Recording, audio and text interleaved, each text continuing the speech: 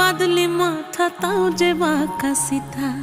মেদিনীপুরে রায়না চিরন বাঁকুড়ার ওই ফিতা আর যতন করে বাঁধলি মাথা তাও যে বাঁকা সিথা পেছ পাড়িয়া রাজকুমার